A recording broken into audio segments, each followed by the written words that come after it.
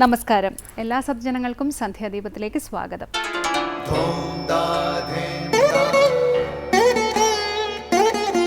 ശുഭം ഭവതു കല്യാണമായുസാരോഗ്യവർദ്ധനം സർവദുഃഖ വിനാശായ സന്ധ്യാദീപം നമോസ്തുതേ.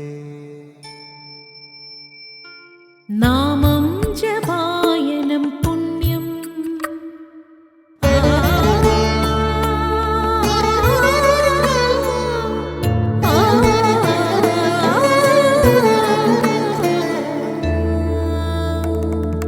നാമം ജപായനം പുണ്യം നിരുപമദീപാങ്കുരം പോലെ സ്വരശ്രുതിലയവരമതുലം ദീവാങ്കണം മോക്ഷസംഗീതസാരം നീളും വഴിത്താരയിൽ ജീവതാരം മന്ത്രാലാപം മായാവിൻ നിൻ പ്രസാദം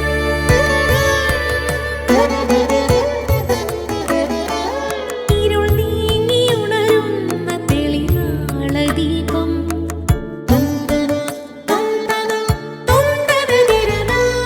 ഇരുൾ നീങ്ങിയുണരുന്ന തെളിനാളദീപം പ്രണവാമൃതം ചൊരിയുന്ന ദീപം ദീപം ദീപം ദീപം ദീപം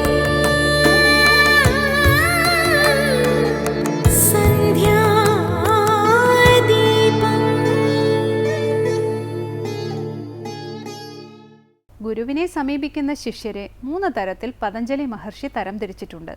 മൃദു, മധ്യമം, തീവ്രം എന്നിങ്ങനെ 3 തരത്തിൽ. ആദ്യത്തെ കൂട്ടർക്ക് സാധന കഠിനമായി തോന്നും. രണ്ടാമത്തെ വിഭാഗത്തിലുള്ളവർ കുറേയേറെ ശ്രമിക്കും.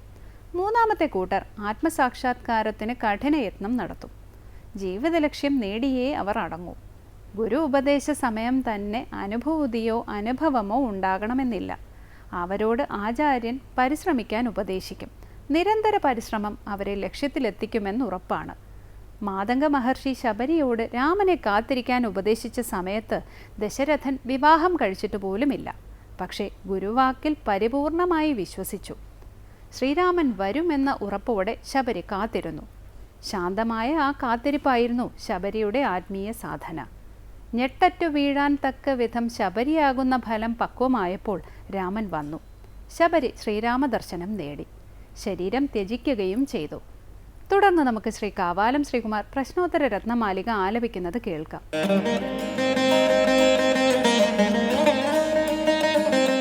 कोन्धो यो कार्यरतः को बधिरो यो हितानि न शृणोति को मूको य काले प्रियाणि वक्तुं न जानाति कोन्धो यो कार्यरतः को बधिरो यो हितानि न शृणोति को मूको य काले प्रियाणि वक्तुं न जानाति. അടുത്തതായി ശങ്കര സ്തോത്രാമൃതം. ശങ്കരാചാര്യർ സ്വാമികൾ രചിച്ച പ്രശ്നോത്തര രത്നമാലികയിലെ 20-ാം ശ്ലോകമാണ് ഇന്ന് ശങ്കര സ്തോത്രാമൃതത്തിൽ സ്വാമി ചിദാനന്ദപുരി വിവരിക്കുന്നത്. വ്യത്യസ്ത സാഹചര്യങ്ങൾ വന്നു ചേരുമ്പോൾ നിലപാട് എന്തായിരിക്കണമെന്ന ചോദ്യത്തിന് ആചാര്യൻ നൽകുന്ന മറുപടി ന്യായത്തിൻ്റെ വഴിയായിരിക്കണം എന്നാണ്. തുടർന്നുള്ള ഭാഗം സ്വാമിജി വിവരിക്കുന്നത് കേൾക്കാം.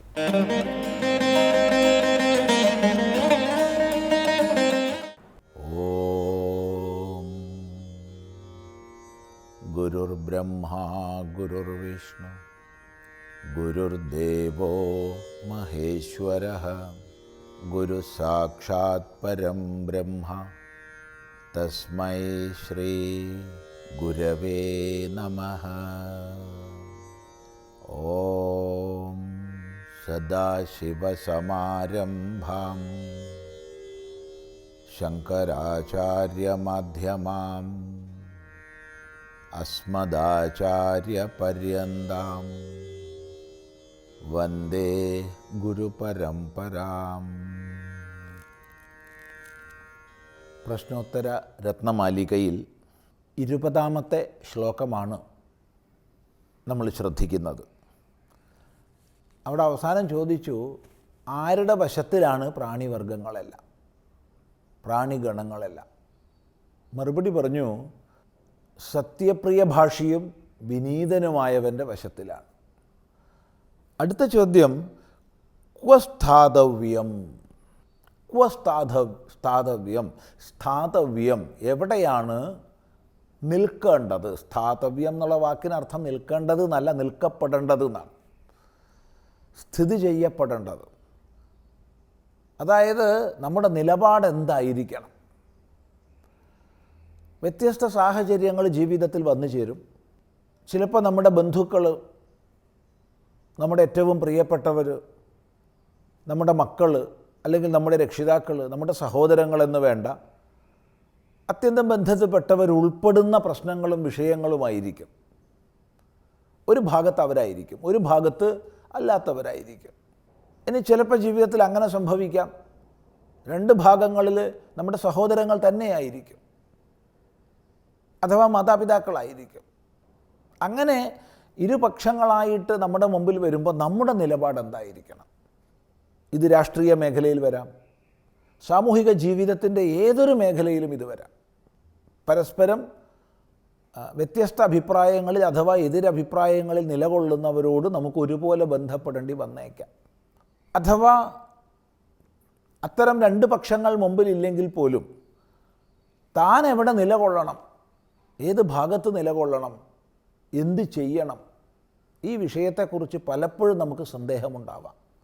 ആ സന്ദേഹമാണ് ഈ ചോദ്യത്തിലൂടെ വെളിപ്പെടുത്തിയിട്ടുള്ളത്. സ്ഥാതവ്യം, എവിടെയാണ് നിലകൊള്ളേണ്ടത്? അതിന് മറുപടി ന്യായേ പഥി,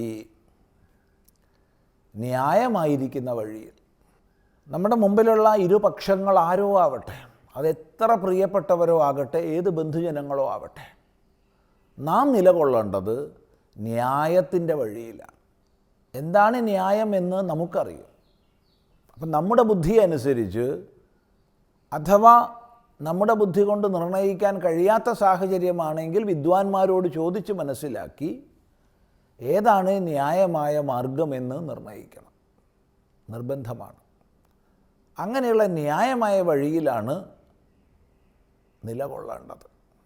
യഥോ ധർമ്മ തതോ ജയ എന്ന വാക്യം മഹാഭാരത പ്രസിദ്ധമാണ്.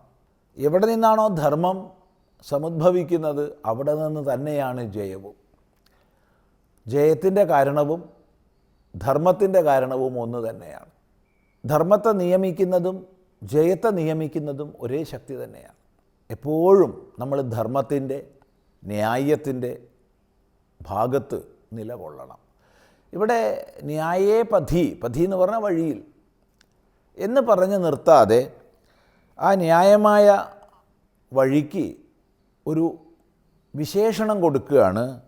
ദൃഷ്ടാദൃഷ്ടലാഭാഢ്യേ, ദൃഷ്ടവും അദൃഷ്ടവുമായ ലാഭത്താൽ പ്രകാശിതമാകുന്ന വഴിയിൽ. താത്പര്യം, പലപ്പോഴും നമുക്ക് ലോകത്തിൽ ജീവിക്കുമ്പോൾ അന്യായത്തിൻ്റെ മാർഗത്തിൽ ചരിക്കുന്നതാണ് താത്കാലികമായ പ്രയോജനമെന്ന് തോന്നും. അന്യായം ചെയ്യുമ്പോൾ ലാഭമുണ്ടെന്നും ന്യായത്തിൽ നിലകൊള്ളുന്നവർക്ക് വളരെ കഷ്ടപ്പാടുകളാണെന്നുമൊക്കെ നമുക്ക് തോന്നും. അങ്ങനെയാണ് നമ്മുടെ മനസ്സ് നമ്മളോട് പറഞ്ഞു തരിക. കാരണം മനസ്സെപ്പോഴും എളുപ്പ വഴി തേടുന്ന ആളാണ്. അതുകൊണ്ട് ന്യായത്തിൽ നിലകൊള്ളുന്നവർക്ക് ക്ലേശമാണല്ലോ, അന്യായം ചെയ്യുന്നവർക്ക് ലാഭമാണല്ലോ എന്നെല്ലാം നമ്മുടെ മനസ്സ് പറഞ്ഞു തന്നെന്ന് വരും.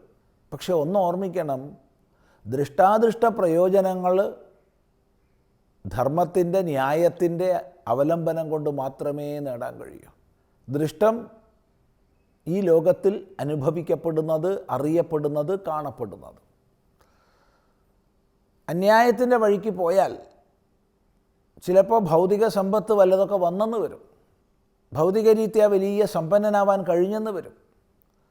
പക്ഷേ ആ സമ്പത്തിൻ്റെ സമാർജനം പോലെ തന്നെ അതിൻ്റെ വിനിയോഗവും ദുഃഖപ്രദമായിരിക്കും.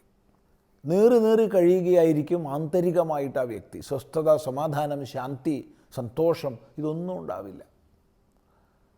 നേരെ മറിച്ച് ന്യായത്തിൻ്റെ മാർഗത്തിലൂടെ ആർജിച്ചത് എത്ര ചെറുതാണെങ്കിലും അയാൾക്ക് ഈ ലോകത്തിൽ ജീവിക്കുമ്പോൾ ശാന്തി, സമാധാനവും സൗഖ്യവും ഉണ്ടാവും.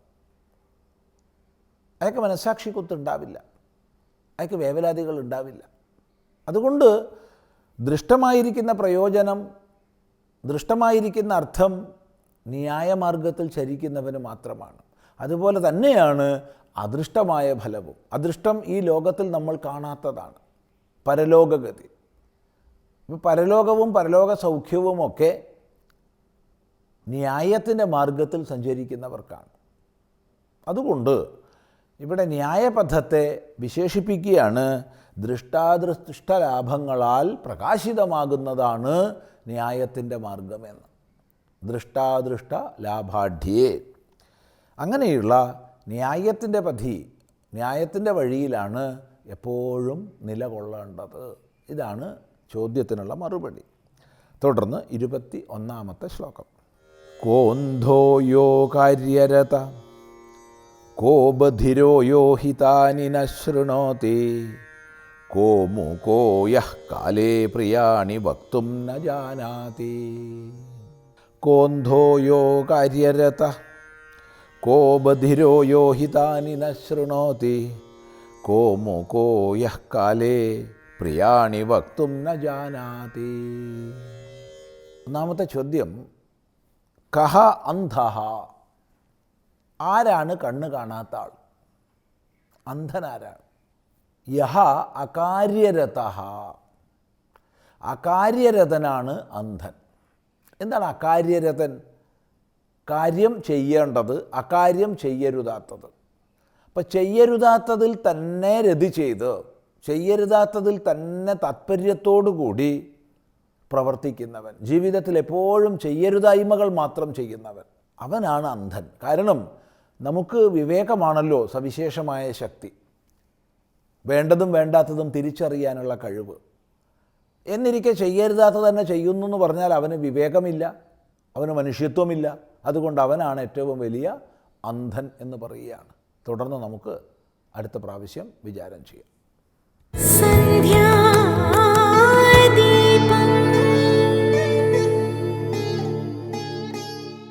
അടുത്തതായി സനാതനധർമ്മം.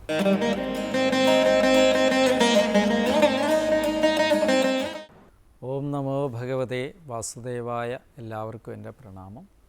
ഈ നീതിമാർഗം വിട്ടു നടക്കുന്ന രാജാക്കന്മാർ അവരുടെ അധാർമിക പ്രവൃത്തി കൊണ്ട് ഭൂമിദേവി വളരെ ദുഃഖിതയായി തീർന്നു.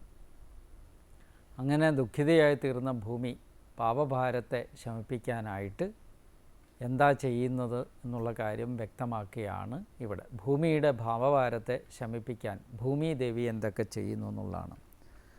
ഗൗർഭൂത്വാശ്രുമുഖീ ഖിന്ന ക്രന്ദന്തി കരുണം വിഭോഃ ഉപസ്ഥിതാന്തികേ തസ്മൈ വ്യസനം സമവോചത.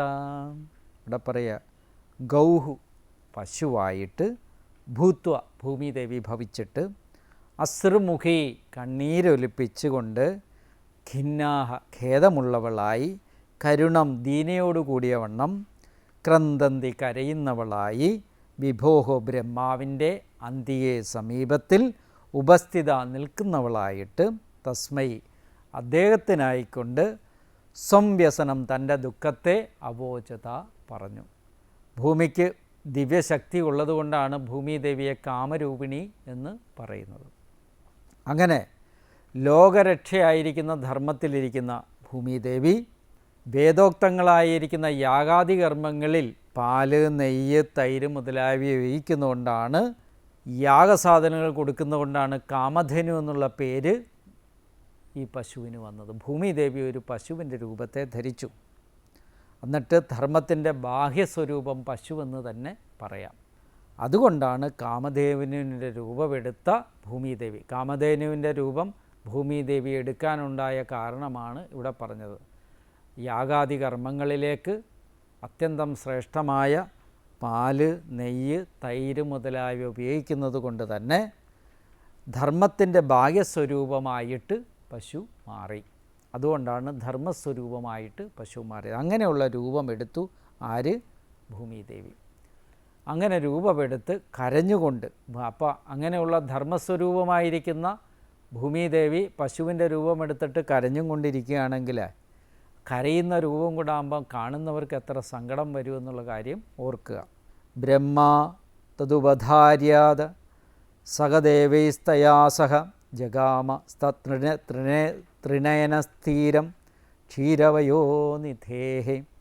ബ്രഹ്മാവ് ബ്രഹ്മദേവൻ തത് അതിനെ ഉപധാര്യ നന്നായി ധരിച്ചിട്ട് ബ്രഹ്മദേവൻ ഇപ്രകാരം ഭൂമിദേവി ബ്രഹ്മദേവൻ്റെ അരികിൽ കരഞ്ഞുകൊണ്ട് പശുവിൻ്റെ രൂപത്തിൽ ചെന്നിരിക്കുന്ന രൂപത്തെ നന്നായി ധരിച്ചിട്ട് ദേവീസഹ ദേവന്മാരോടുകൂടിയും തയാസഹ ഭൂമിദേവിയോടു കൂടിയും ത്രിനയന പരമേശ്വരൻ ഭഗവാനോടുകൂടിയും ശിവഭഗവാനോടുകൂടിയും ക്ഷീരപയോനിധേ പാൽക്കടലിൻ്റെ തീരത്തെ ജഗാമ ഗമിച്ചു. അങ്ങനെ എല്ലാവരും ചേർന്ന് പാൽക്കടലിൽ കുടികൊള്ളുന്ന ഭഗവാൻ വിഷ്ണു ഭഗവാന്റെ അരികിലേക്ക് പോയി. ഭൂമിദേവിയുടെ സങ്കട നിവർത്തിക്ക് വേണ്ടിയിട്ടാണ് പോയത്. തത്ര ഗത്വാ ജഗന്നാഥം ദേവദേവം വൃഷാകപിം പുരുഷം പുരുഷസൂക്തേന ഉപദസ്തേ സമാഹിതഃ. ഇവിടെ ചെന്നിട്ട് പ്രാർത്ഥിക്കുകയാണ്. എന്താ അവിടെ ഗത്വാ സമീപിച്ചിട്ട് വൃഷാകപിയും ആഗ്രഹങ്ങളെ സാധിപ്പിക്കുന്നവനും ക്ലേശരഹിതനുമായിരിക്കുന്നത്, ദേവദേവം ദേവന്മാരോടുകൂടി കളിക്കുന്നവനും ജഗന്നാഥം ലോകരക്ഷകനുമായ പുരുഷനെ പുരുഷസൂക്തേന പുരുഷസൂക്തം എന്ന് പറയുന്ന മന്ത്രം കൊണ്ട് സമാഹിത ഏകാഗ്രചിത്തരായിട്ട് ഉപദസ്തേ സ്തുതിച്ചു എന്നർത്ഥം. എല്ലാവരും ചേർന്ന് പുരുഷസൂക്തം കൊണ്ട് ഭഗവാനെ സ്തുതിച്ചു എന്നർത്ഥം. അതായത് മനുഷ്യരുടെ ഉള്ളിൽ ഭക്തന്മാരുടെ ഉള്ളിൽ അവരാഗ്രഹിക്കുന്നതിനെയൊക്കെ സബലീകരിക്കുകയും അതിന് വേണ്ടുന്ന ക്ലേശങ്ങളെയൊക്കെ നശിപ്പിക്കുകയും ചെയ്യുന്നതുകൊണ്ടാണ് ഭഗവാൻ ഇവിടെ വൃഷാകപി എന്നുള്ള പേര് കൊടുത്തിരിക്കുന്നത്. ഗിരം സമാധോ ഗഗനേ സമീര്യതാം നിശമ്യവേദാ ത്രിദശാനുവാചഃ ഗാം പൗരുഷീം മേ ശൃണുതാമര പുനർവിധീയതാമാശു തഥൈവ മാചിരം. പറയുക ഗഹനെ ആകാശത്തിൽ, സമീരിതാം സ്പഷ്ടമായി ഉച്ചരിക്കപ്പെട്ട, ഗിരം വാക്കിനെ വേദ ബ്രഹ്മാവ്, സമാധു സമാധിയിൽ നിശമ്യ കേട്ടിട്ട്. ബ്രഹ്മാവ് ഇപ്രകാരം എല്ലാവരും ചേർന്ന് നിന്ന് പ്രാർത്ഥിക്കുമ്പം അവിടെ ചെന്ന് നിന്ന് പ്രാർത്ഥിച്ച പ്രാർത്ഥന വിഷ്ണു ഭഗവാൻ കേട്ടിട്ട് സമാധിമഗ്നനായിരിക്കുന്ന ബ്രഹ്മാവിൻ്റെ ഉള്ളിൽ അതിന് ഉത്തരം നൽകി എന്നാണ് പറയുന്നത്. ദേവന്മാരോട് അത് ബ്രഹ്മദേവൻ സ്പഷ്ടമാകും വണ്ണം വാച പറഞ്ഞു എന്നർത്ഥം. അമര ഏ ദേവന്മാരെ പൗരുഷീൻ പുരുഷനിൽ നിന്ന് ഉത്ഭവിച്ച ഗാം വാക്കിനെ മേ എന്നിൽ ശൃണ്വത കേൾപ്പിൻ പുനഃ പിന്നെ ആശു വേഗത്തിൽ തഥാ ഏവം വിധം തന്നെ വിധീയതാം ചെയ്വിൻ മാം ചിരം താമസിക്കരുത്. ഇങ്ങനെ ബ്രഹ്മദേവനിൽ വിഷ്ണു ഭഗവാൻ ഏതൊരു കാര്യത്തെയാണോ വെളിപ്പെടുത്തി കൊടുത്തത് അത് ദേവന്മാരോടായിക്കൊണ്ട് പറഞ്ഞു. അത് എന്താണെന്ന് ഇനിയുള്ള ശ്ലോകങ്ങളിൽ പറയും. അതിനെ വെളിപ്പെടുത്തി അതെല്ലാം ബ്രഹ്മദേവൻ അവരോടായിട്ട് വെളിപ്പെടുത്തുന്നതാണ് ഇവിടെ പറയുന്ന കാര്യം. എല്ലാവർക്കും എൻ്റെ നമസ്കാരം.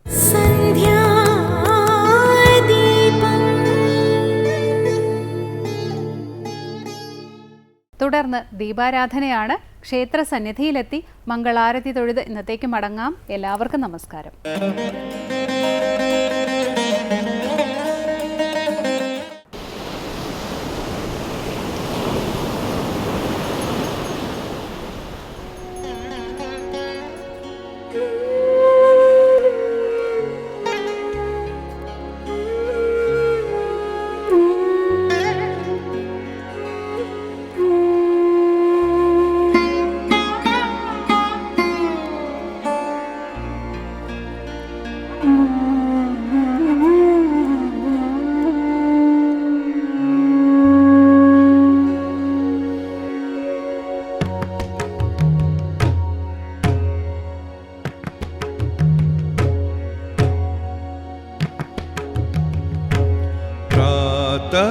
भजामि भवभीतिहरं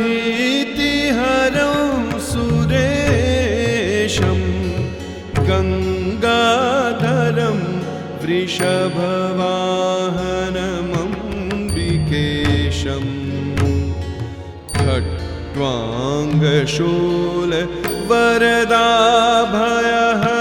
वरदाभयहस्तमीशम्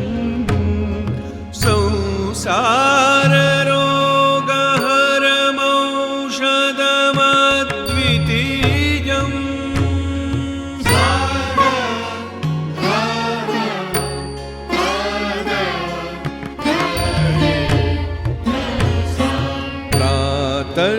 प्रातर्भजामि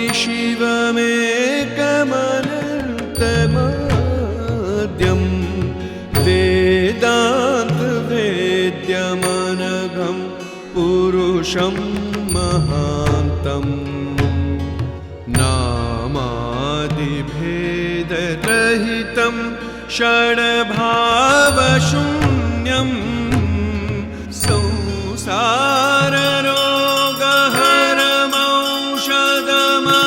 संसाररोगहरमौषधमद्वितीयम्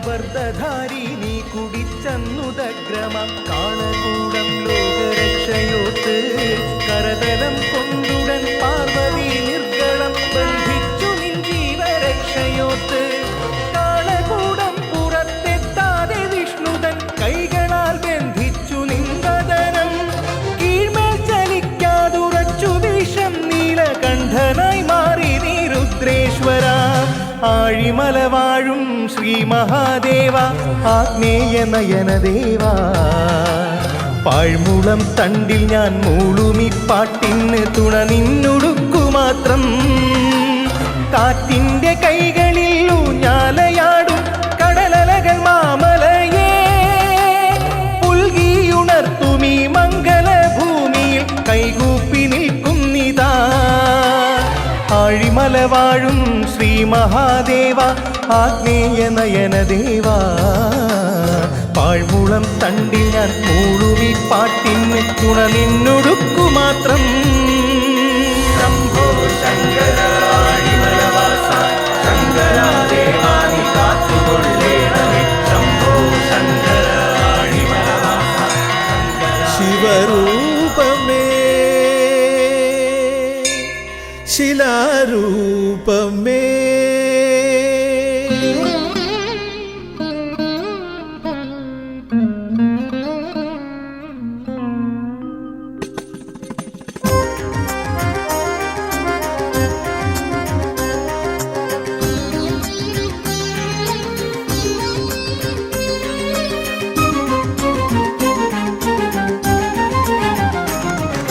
ശിവരൂപമേ ശിലാരൂപമേ തോരാത്ത കണ്ണീരഭിഷേകമായാൽ ശിലയിലിരിപ്പാനാ